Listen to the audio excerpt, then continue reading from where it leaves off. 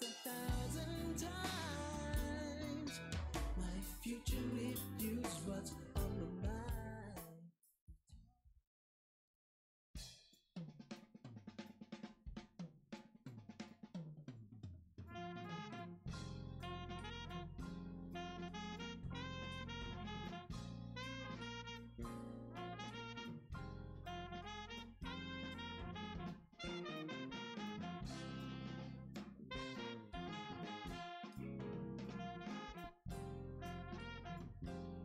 Good morning. You're listening to WNHHLP 103.5 FM, New Haven's home for community radio.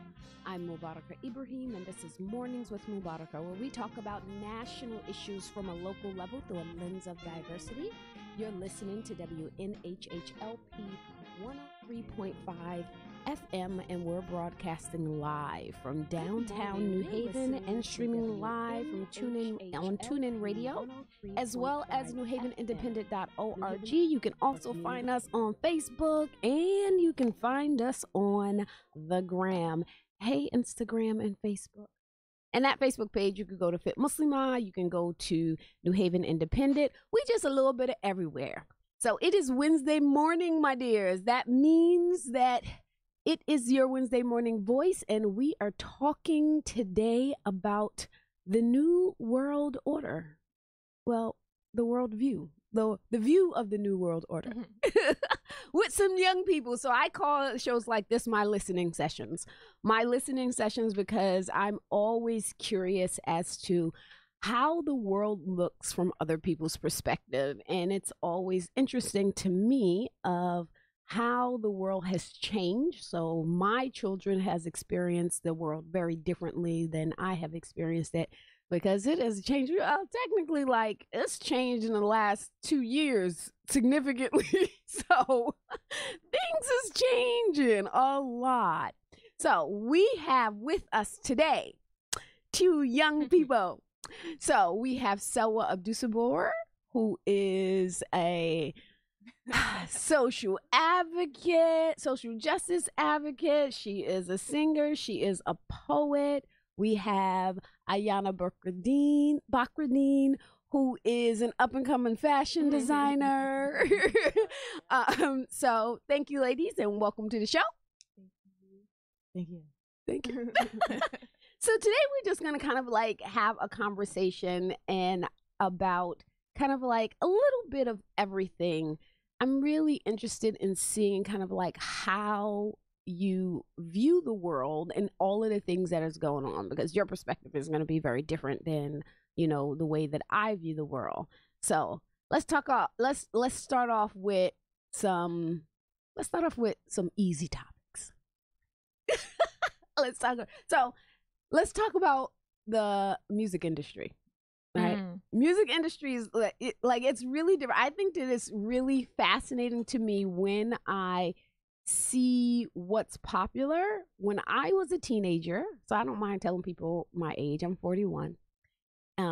So when I was a teenager back in the early 90s, it was scandalous. The scandalous song came out. It was called "Doing the Butt." And I would get in trouble all the time. And it wasn't even like twerking. It was just literally like sticking your butt out, doing the butt. Sexy. And it was scandalous. Like, parents freaked out. Now, people talk about nut butter. Oh my God. And I'm like, what in the world? Oh. So it's really interesting. So tell me about, do you feel like even in the last, since because you're both in your early 20s, so even since you was a kid to now, how do you see the music industry having changed? Well, it depends on the genre. Mainly, I listen to hip hop and R&B. Those two things have definitely changed a lot. R&B is almost eradicated now today. Like, it's very hard to find like pure R&B where they're talking about like just love and loving somebody and that kind of stuff.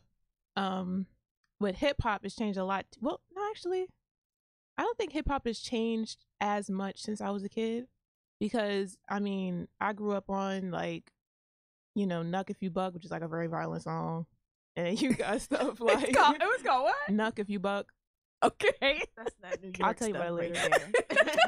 It's a, you know, it's like a violence, but it's like, you know, down south song to get people hype, but it's like violent, make you want to fight. And then you got, you know, all that kind of stuff. Like you got songs. I mean, 90s songs were kind of raunchy too. So I mean, I kind of grew up on that stuff, and then now today, it's a lot more. People are a lot more forward about it. Like you got Cardi B talking about it explicitly. So before it was kind of like people made innuendos about things that were violent or sexual, and now it's more direct. It's hard to say. Okay, maybe not, because people were very direct back in the 90s too. Like you got like, you know, Freak Me and songs like that, and you got Lil Kim talking about what she be talking about. So, you know, I grew up on that kind of stuff too, and then now it's evolved into a different sound now. I think that's what it is. Now it's a different sound, and because we have Instagram and Facebook, we can see that stuff not only in the music but also in real life. So like we have, you know, you have Cardi B, she's not just talking about having sex with a guy in a song, she's also talking about it just in a random Instagram video, promoting it, you know, twerking videos, stuff like that. So it's not that it's necessarily changed, it's just the way that we view it has changed. Now, why do you think that people like Cardi B and people who are talk about violence, what makes them so popular? Because like I did not expect Cardi B to completely blow up. Okay, I was like, okay, she's gonna, she's popular on Instagram, but like people love. Now I'm gonna give her some credit. Whoever's doing her music is the bomb. Like her songs are like They're fun. Cardi B's music to me. So my view of Cardi B is like her music is a guilty pleasure. You can rock to the beat. I give me some really good workouts with her music, as long as you don't listen to the lyrics. So I mean, like, I shouldn't be listening to this, but her producer is fire. You just can't really listen to the lyrics.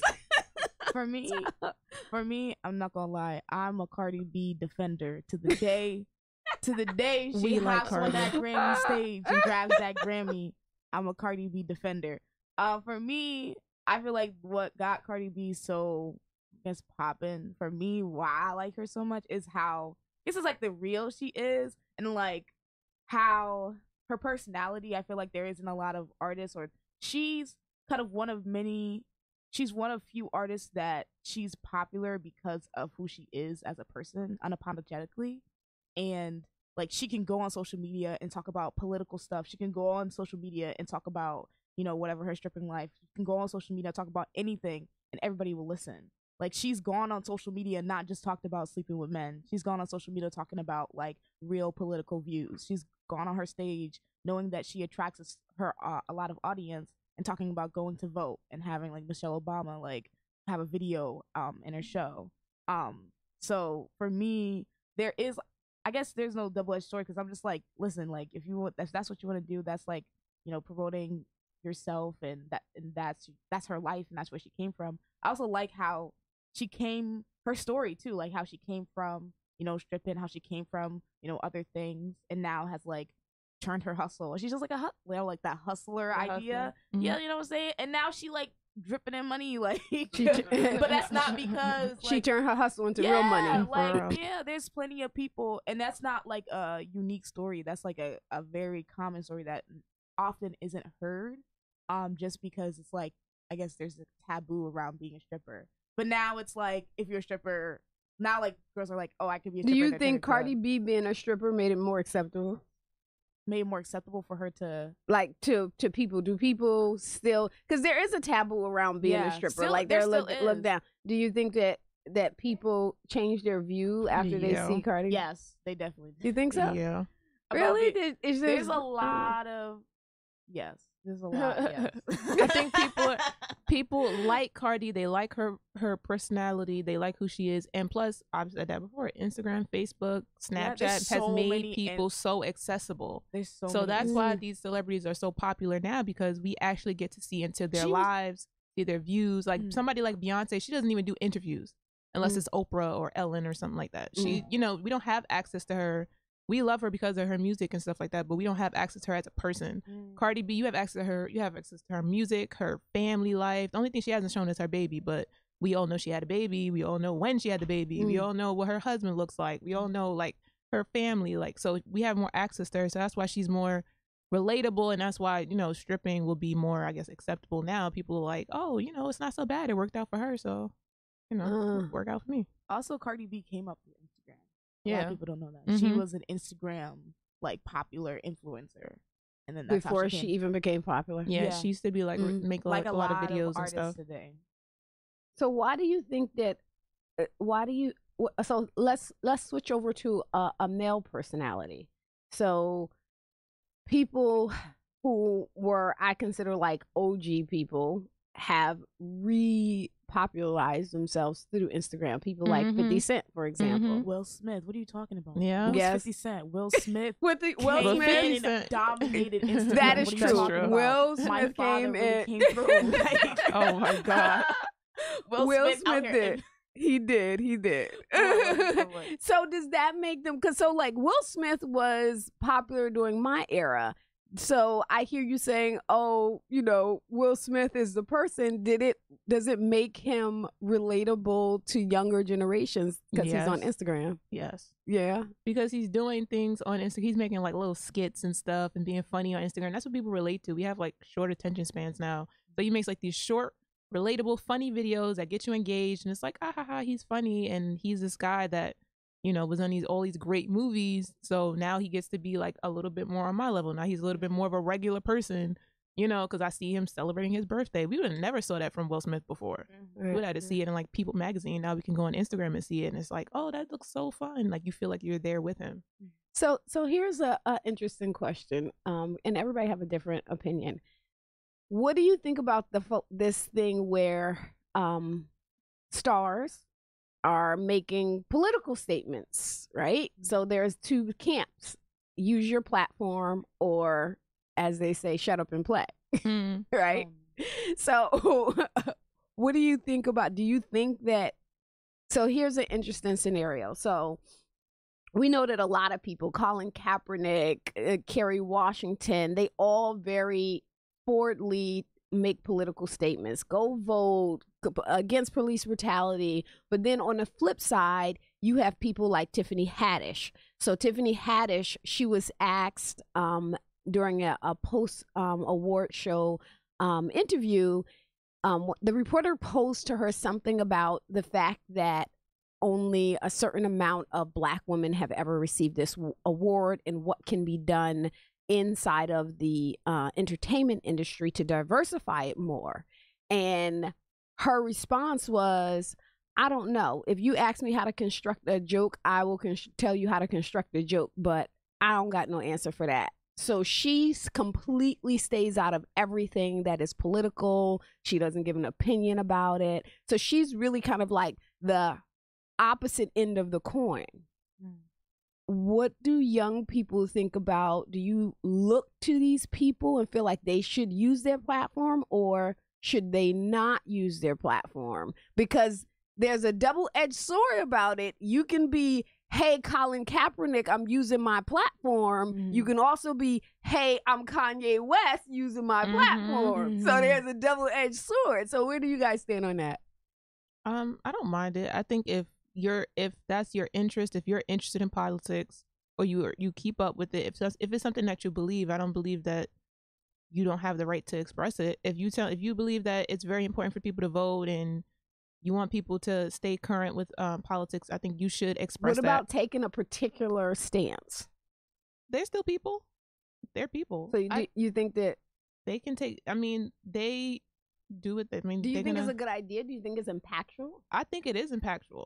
I think because people were mad at Beyonce in the recent election because she only put up her post supporting Beto O'Rourke like 2 days before the election. They were like, if you had did this months ago or even 2 weeks ago, more people would have voted for him and he probably would have won. So they were like mad at her for not posting it soon enough. So stuff like that, like, it matters. So if you decide to put it out there, just know you're gonna get, that backlash or support. It depends on what people want to go. For me, as for me as an artist and activist, I always wonder, people always have that question. That's like the question people ask me, people ask about other artists is like, do you, like, how can you, or how does activism play into art?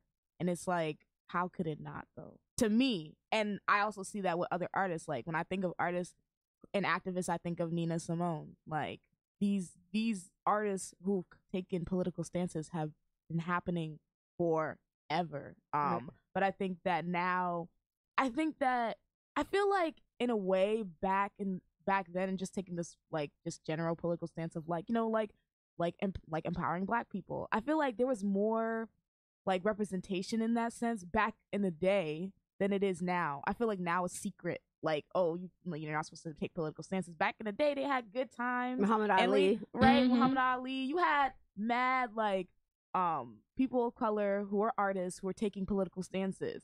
But now it's like, oh, why are you doing that? Like, just get this bag.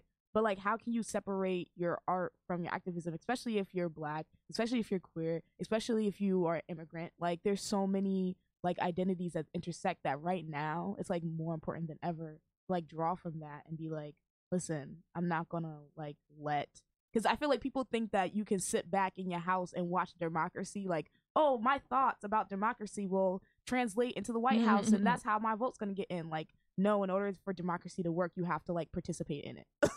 Like, so if you're an artist and you have a platform and you believe in something that's like, you know, what you believe in, but also there's that double-edged sword, like, you know, Kanye was saying like the slavery thing. But like at the same time, Trump is is his father. But like, oh wow, Okay. wow. But like at the same time, like it's just mad important right now for artists, for people just in general to take political stances and participate in democracy. It's not going to work if we don't participate. So there is that, because it's like, oh, is it fair for artists who have a bigger platform to like, you know, pull? But like, I don't blame Tiffany Haddish though. yeah, she's trying to get this bag. Listen, she's trying to make her money. She don't want nobody coming at her. I'm sure she votes. I'm sure she has a stance. She just don't want to put it out there because she know how she's gonna get backlash. She don't want to have to deal with it. I don't blame her. But if you want to use your platform to speak on what you believe in, I absolutely support that as well. So that takes us into politics. Dun, dun, dun. So I was really, really happy. You know, I tagged y'all and all kind of stuff to find out that in some states, the participation of young people between 18 and 26 was up 500%. That was both. Thank you, Yara Shahidi. Yeah, so is that what do you think that that's a part of it? Young people telling other young people we have to vote? Yep. Yeah. What changed for young people when this last administration got voted in? What do you think was the change? Since like Trump got elected? Yeah. Because I think that was a big, I think President Obama being elected was a change, and more people voted because they wanted to see a Black man inside of the White House. But people then didn't vote as much. Then the voting amount went down when he got elected the second time.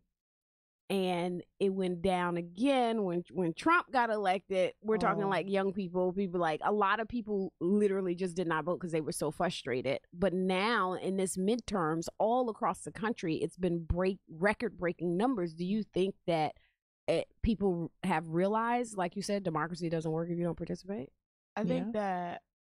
And let me say, share with me some of the conversations that you have with your friends about what's going on politically. So for me, because my social media is full of because I'm an artist and activist, I'm also really embedded in the community. I have a lot of friends with a lot of different political views. I have friends who are socialists, friends who are communists, friends who are whatever. Like there's such a spectrum of people that have different politics than me. And one of the things that really bothered me, I feel like, about the election that came and the election that happened and then the election following up, there were still people who were saying, I'm not going to vote. Like, it's all a sham or whatever, conspiracy, whatever. I don't even know. But it was like, they're just not going to vote because they won't choose between the lesser of two evils or something like that. But at the same time, like the fact that there weren't voting, I was just like voting is the least. It's like the bare minimum. It's not the only thing you should do, but it's the least that you should do.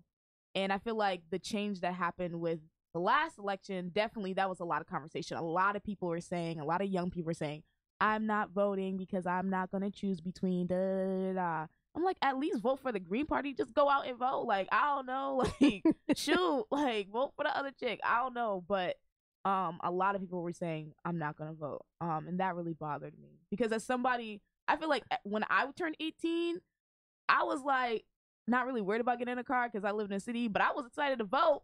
I was like, listen, I'm trying to get my voting stuff together. Like, I'm ready to vote. Like, let's go. Bernie all day is about to get lit. But but that was like my exciting thing. And as somebody who knows about my history, about my heritage, where I came from, Black people died. I know it's like the cheesy thing. Black people died. But it's just true. Black people died to vote. How is that not important? Many people died to vote. And that is a right that we have, and we sit in the house talking about we're going to telekinesis our vote into the White House. And I'm just like, what is you doing?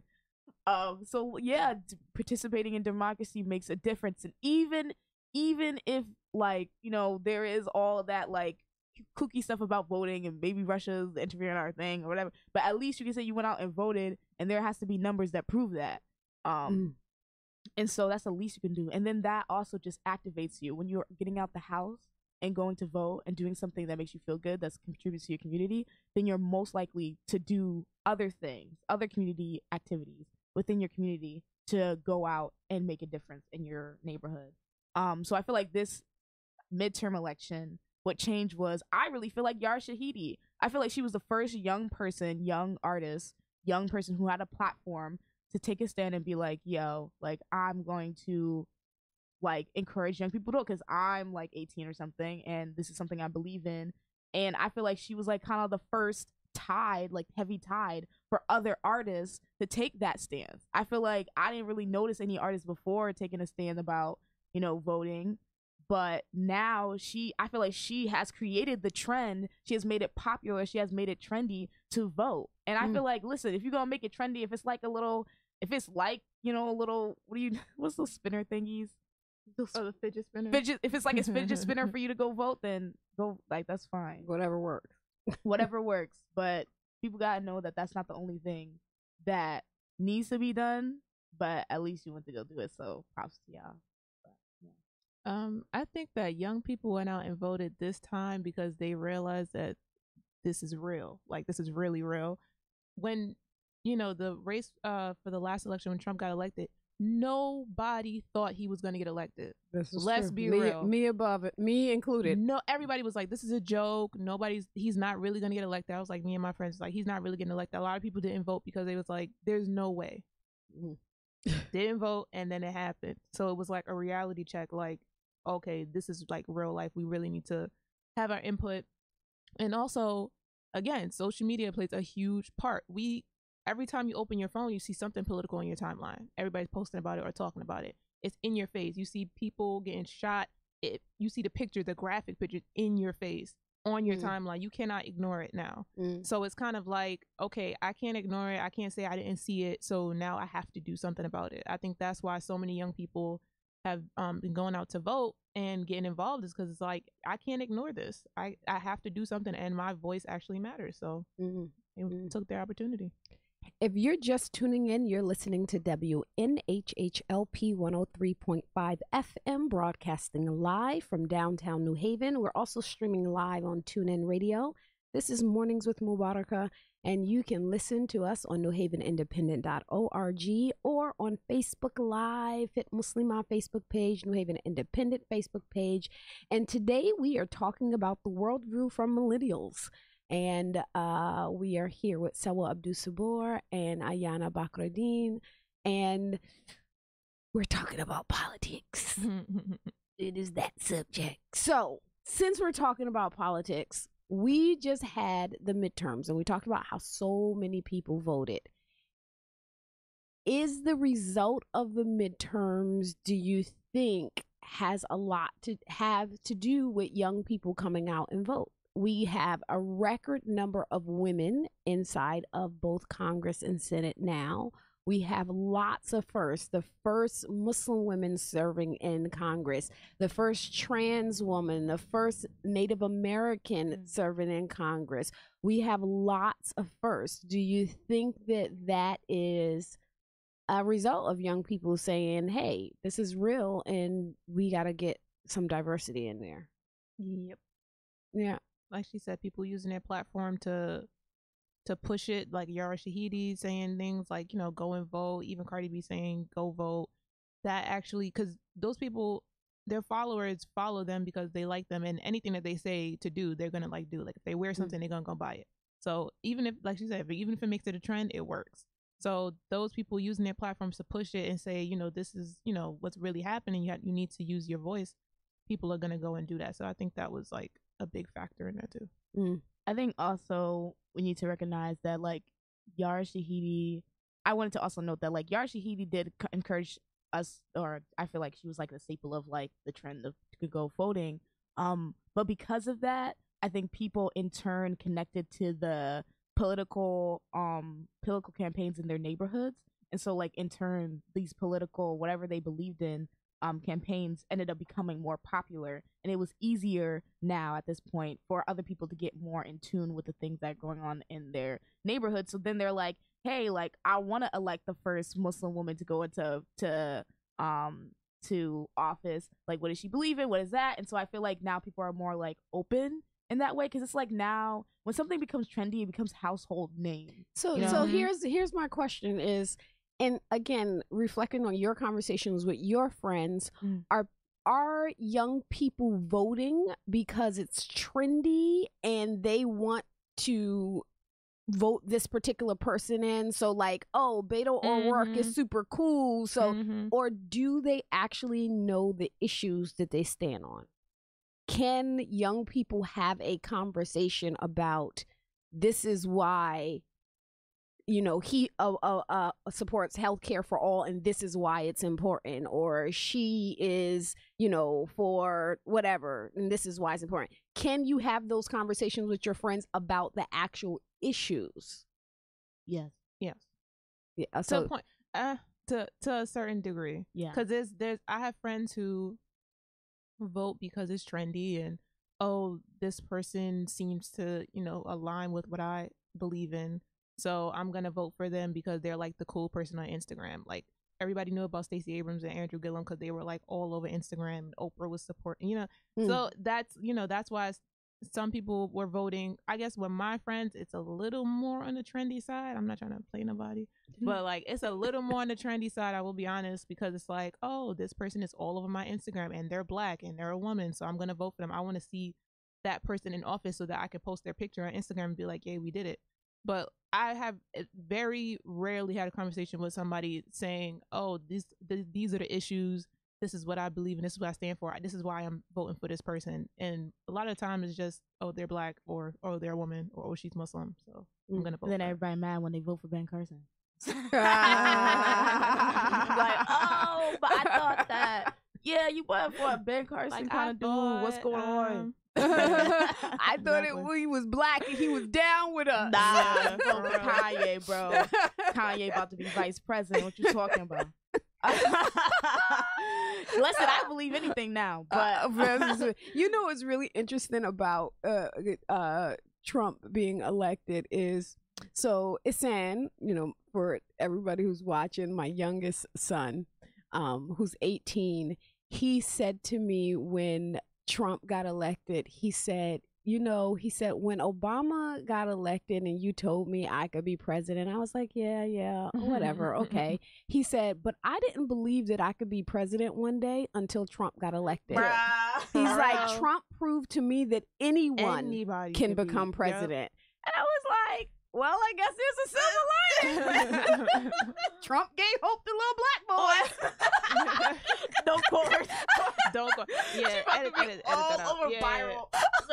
Bleep Trump that out. gave hope to little black boys. You too can be president of the United States. Oh my God. I think that was really fascinating to me, with a really good observation that he made of himself when Trump got elected. I was like, wow, okay.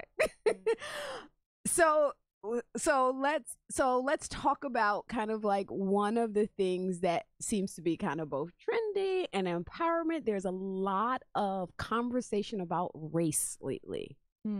And it seems to be cool and trendy to be woke, to be Black empowerment. But how? So that's my observation. You can agree or disagree. But my question is always is, how are you observing that people are actually putting that into action? Like, if someone is supposed to be quote unquote woke, what are they doing other than sharing woke memes? Right? Exactly. And do you see your friends like doing something to actually back up kind of like that, oh, we're empowered Black people now kind of idea? No. Oh, for me, yes. No. Sorry, I do not surround myself. All my friend circle is valid woke. It is valid woke. Valid woke. What's We don't valid be woke? playing around with that trendy woke. No, we getting down, saying we. So what out is here. valid woke and how? Valid woke. I'm just saying everybody can be woke. I feel like there's different levels of woke. Look at me just breaking down the wokeness. The So wokeness there's wokeness in the level kingdom of Wokeness wokedom. scale. the kingdom of woke conduct. Oh my There you God. go. Woke conduct. Okay.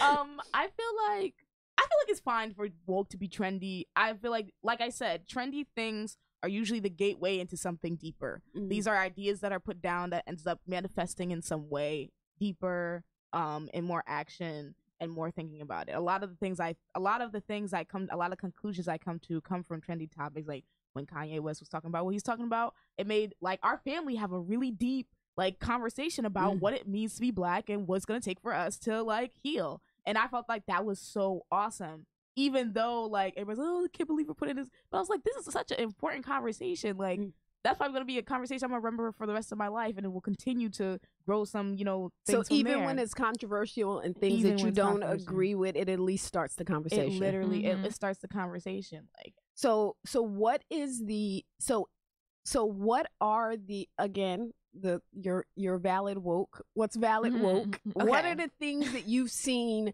that you're certified woke. in order to be certified woke, to get this certification, what's the process? What are the things that you see them doing? I feel like I also wanted to say also like exclusivity is like not really that fun, also not really that helpful. So like valid, you could be woke and you could call yourself woke, and if that's what you want to call yourself, that's awesome and great. There's no such thing as valid woke as a joke. But I was going to say that because I feel like she gonna when we get make attacked it- when she walk when- outside. No, but like when we make these things exclusive, it makes it feel like, oh, I'm not woke enough, I'm not Black enough, I'm not this enough. Like if you are starting the process of really, it's really about educating yourself about the things that usually maybe like that we were taught that actually are different, that we were lied to about. So like somebody who's woke might know that, or a lot of people know, but some people don't know that like Thanksgiving was a massacre, like was when like they was training goods and then they poisoned them. It's like a whole thing. I think I'm not explaining it right, but you know what I'm saying? Like we know that Thanksgiving was like not to Native Americans, that wasn't something to be celebrated. It was a completely different thing, but when we're kids, we're taught something different. So I feel like what it means to be woke to me and my friend group is really, like I said, I will say it again, being attuned to the things in your community. And also there's also like spiritual wokeness, connecting to your heritage as like a Black person or as a POC or as a Native, and like connecting back to your spiritual roots. There's like, community wokeness, knowing about the things in your community. There's like understanding certain political ideas and topics, and like how money works, and how like when you have money, you're in debt. Like there's like this whole, there's so many. I feel like being woke is having the knowledge and researching the knowledge that often isn't promoted or is kind of like kept from you. So do you? So again, so besides being informed, has it translated itself into any specific action? Specific action? I don't know how that would be measured rather than if you Do your protesting. Oh things like yeah. that. not just protesting, but just like every day, do your friends consciously try to Yes. buy from Black businesses? Yes. Oh, yes. Do they consciously try to, you know, do you find like more people went over to natural hair and is more Yeah. proud I of thought kind you of meant like like I thought you meant like, are we on a picket line? Like, we Yeah, ain't that's doing what I all said. that. Yeah. Like, So no, not like- necessarily pick it. Like when I say translate your wokeness, is like you can be informed about It's a certain lot. things. Oh, absolutely. Yeah. My But friends, two of my friends. So I'm gonna shout out my friend Christina. 'Cause she's an artist too. TTROA on YouTube and on iTunes. She's dope. But she went natural. My best friend Chanel went natural. Like cut all their hair off. Like they was having perms for years and stuff. But they went natural because they've realized and come into their blackness. I don't like the word woke because it's kind of like overused. But they've come into like appreciating their blackness and embracing themselves. I definitely see that translate over into my friends. We definitely have conversations about that and stuff, but we not like activists like that. But Wait, you know we what? talk about it and we I'm try gonna to pass embrace some it. wisdom down. So this wisdom was passed down to me by one of our dear community staples, Miss Bracy. And I was in a meeting one day, a community meeting here in New Haven, and we were talking about, protesting and things like that. And I was like, I'm really not a big protester. And at the time when Selwa, she wanted to go to some protests that we were like, I don't know about all that. And I'm be honest, the room attacked me. I got a little tongue lashing from my other Black woman. But Miss Bracy defended me. And Miss Bracy said, let the walkers walk and let the talkers talk because everybody got a job to do. She's like, you don't have to. Can I get a aim? Let me tell you, I was like, And thank I you so mean- much. She was like, everybody don't have to protest. There's Yeah. a lot of other things that you could do. So I will pass that down to the third generation. Miss Bracy's going to affect the whole community. Let the walkers walk and the talkers talk. So Listen. when I talk about, and that really was, it sounds really great. And yes, I did make a meme for Miss Bracy. However, it was really a eye-opening moment for me to recognize kind of like everybody has a part to play in this. There's this movie, what was the name of the movie? The movie was about this guy who was a butler in The White Butler. Oh, the butler. Yeah, The Butler. Just talk about the movie, you figure out the name. The Butler. And that to me was really an interesting display of how no matter what people were doing, that they were impacting change. Mhm. Because even though the butler's son was out there literally getting beat up and arrested and he was advocating and he was protesting, the butler didn't do all of that, but just him being in the room and being able to have a conversation with the president, being able to have a conversation with certain people in the White House also made an impact.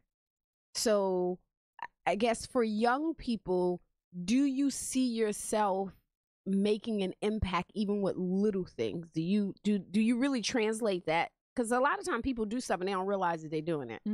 Do you find that young people do it with intentions like, I am purchasing from a Black business because Yes, I know absolutely. that this is going to impact in this way? Yep.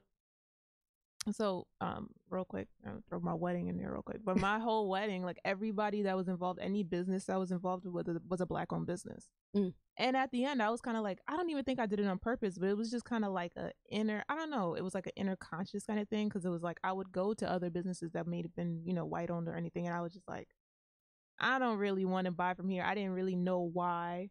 But then it was like once I got to other businesses, I realized at the end, I was like, I did this kind of like, unconsciously, because I was just like, I don't know if, I feel like I wanted to support Black businesses. And I've always been like that, where I wanted to support Black businesses because I think more Black people should be owning businesses. But a lot of my friends, even my siblings, my mom, we're like super into like, supporting people and having conversations. And even if you, little things like, you have a coworker who says racist things, correcting them, that's a step that's making an impact, because maybe they never even thought that what they were saying was racist or prejudiced or whatever. So, little things matter.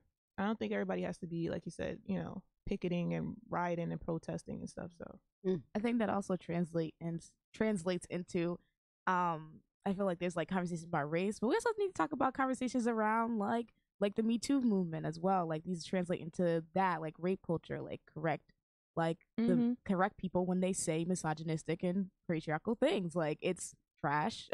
it's so 2017. And like, you know what I'm saying? Like when we see, I feel like the biggest thing, as somebody who works in the custodial industry, in the construction industry, I'm often the only femme body in the room. And often that translates into men treating me a certain way. And a lot of times either it be disrespectfully, extra sweetly. But most of the times I'm in conversations or I'm in spaces and in groups of spaces where they're saying really misogynistic, messed up things about women. Little things that you can do is correcting them. Often, even if it's just a face, I do give faces. They do become scared of me because of the faces I make. When they do say stuff and they looking around like, oh, you know what I'm saying? So it starts with correcting, what people say, and it's mostly, in my experience, it's mostly men, but also women enforce the patriarchy too, by being silent, because that's like something that like we're taught to do, is be silent, be docile. Correct your husbands, correct your brothers, correct your friends, correct your cousins, correct them. Like those are little things that you can do to, enforce that, to kind of, dismantle that culture, because it's affecting women and it's affecting the community around us. So yeah, there's little things that you can do. So this is an interesting topic because like at what point are we being too much? So here's an example. This actually didn't happen in America. It happened in Canada. I was reading. So a mom went to the school and she said that she wanted Sleeping Beauty to be taken out of the school because it enforces the misogynistic view that men don't need permission. Because in Sleeping Beauty, do you think that even little things like that affects that? See, that's the problem with the movement. That's why I don't like to associate with every movement. Like, if it's something that aligns with my ideals, I'll support it, but I'm not going to say I'm a part of this movement, because there's always people that take it too far. Like, you're doing too much. How it's a cartoon. I mean, it may be serious to her and, whatever ideal, but how you going to say to take it out of the entire school? Because, most of the parents probably don't have a problem with it.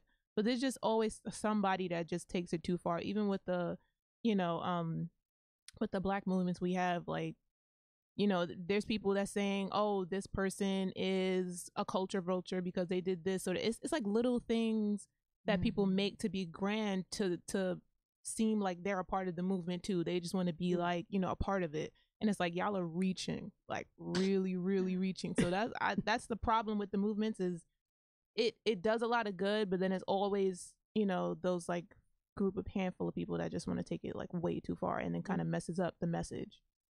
I think that's where, and I like this part, because I think that's where I differentiate with it. I feel like I understand her perspective. I feel like when you think about the whole movie and how the movie is shaped, just like, I guess if you like the story, I feel like, because when I'm thinking about it, this whole entire basis of the movie is like, Sleeping Beauty, something where she gets passed out or something like that, and the only thing that wakes her up is the prince's kiss. There's a lot of looking at the feminists came out, bro. The only thing working for us is a man. We already know what you think. That waking up is a man. Sis, you better take some Tylenol. All right.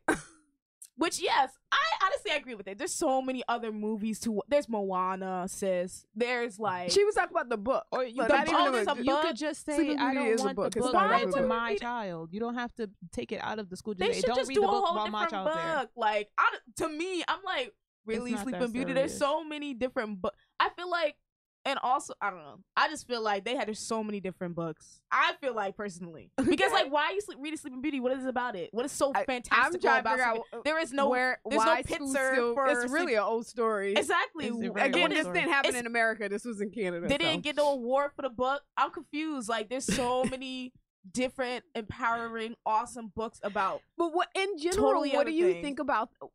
think about the feminist movement? So here are some of the interests. So we only have a few minutes. We only have like maybe 4 minutes left of the show. Okay. But the interest, so the thing about the feminist movement is that this is just as an older person looking at the view, I feel like younger feminists are extreme. They're very extreme, yes.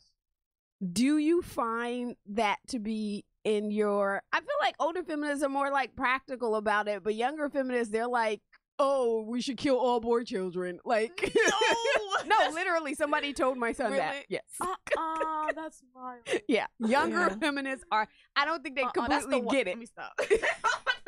They took the movement and ran with it. They just Feminism is white. It's too many opinions in it. If we're gonna have a movement, we need to have one mission statement, not Sarah's mission statement plus this person's mission plus this. It's everybody's trying to bring what they specifically want into the movement and say it's feminism, and that's not what it is. There's one central idea that benefits everybody, and whatever little thing you want, do that on your own time. Stop trying to bring it into, you know, this huge movement that means a lot to a lot of women. That's why a lot of women don't associate themselves with feminism, because it's like, I can't even be a part of this because y'all are just doing too much. So it makes it hard for people to even support the movement when you're trying to bring your own ideologies and your own ideals into it. Defining own feminism, feminists are white. Womanists are for everyone. I feel like the feminist movement, and I feel like I can't remember Created by what. white women. Yeah, like I feel like there definitely was a black woman who did say that. She said, "I'm not feminist, I'm a womanist." Oftentimes in the feminist movement, it's like this the narrative that is pushed forth, the narrative that is upheld is white women. That is the like, and black women are supposed to, like we have before, support all their stuff. But then when it's time for us to get supported, they're like, "Huh, what did I?" Even when I feel like what is the nasty woman movement? Oh my God. I was like, I usually was the only one in the room, and I was there because, you know, I knew a lot of women who were participating in that movement. So I was like, okay, let me be around, you know what I'm saying? But like, usually I was the only black person in the room, and oftentimes our stories aren't being upheld, and oftentimes we're not in the, like, it's just like, Not in the conversation. it's not in the conversation. Also, yeah, if that's the case, because I have heard some wild stuff too, that's wild. Y'all wild. Too many hands in the pot. So we could keep this conversation going on for a while. I think it was real. Thank you guys for coming. This was really, really interesting. We might have to like go do an extra Facebook Live at another time. Panel. Yeah, I know. And talk about this. This is really interesting. So, and again, this is some of the shows that I really like the most when I get to have a listening session from other people's point of view. So thank you guys for coming, and thank everybody for listening. You've been listening to Mornings with Mubaraka on WNHHLP 103.5 FM. And I remind you today, as I do every week, go about your week and be a voice and not an echo.